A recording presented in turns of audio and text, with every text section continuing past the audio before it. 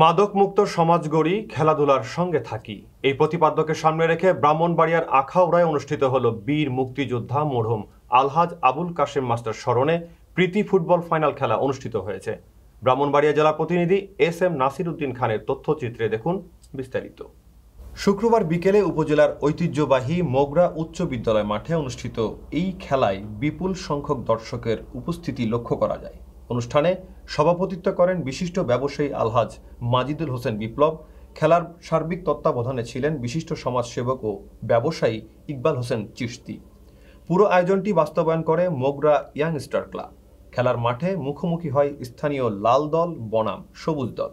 রোমাঞ্চকর এই খেলায় লাল দল ৩-১ গোলে সবুজ দলকে পরাজিত করে চ্যাম্পিয়ন ট্রফি অর্জন করে। খেলায় দুই দলের খেলোয়াড়রা অসাধারণ দক্ষতা প্রদর্শন করায় দর্শকদের মাঝে উচ্ছ্বাস ছড়িয়ে পড়ে। এই উপলক্ষে আয়োজিত অনুষ্ঠানে বক্তারা বলেন, বীর মুক্তিযোদ্ধা মরহুম আলহাজ আবুল কাশেম মাস্টার ছিলেন আখাউড়া উপজেলার মুক্তিযোদ্ধা ডেপুটি কমান্ডার, একজন নিবেদিত প্রাণ শিক্ষক, সমাজসেবক এবং ৯০ দশকের খ্যাতিমান ফুটবল রেফারি।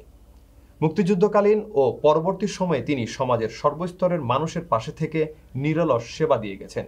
তার স্মরণে আয়োজিত এই খেলাধুলা শুধু ক্রীড়া নয়, নতুন প্রজন্মকে সৎ পথে পরিচালিত করার একটি মহৎ উদ্যোগ।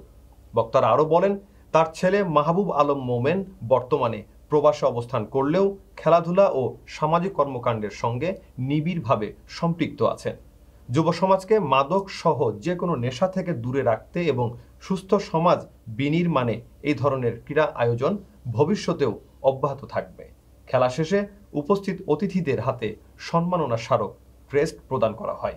পাশাপাশি বিজয়ী ও রানার্স আপ দলের খেলোয়াড়দের মাঝে মেডেল বিতরণ করা হয়। পরে রানার্স আপ দলের হাতে রানার্স আপ ট্রফি ও চ্যাম্পিয়ন দলের হাতে গৌরবময় চ্যাম্পিয়ন ট্রফি তুলে দেন অতিথিরা।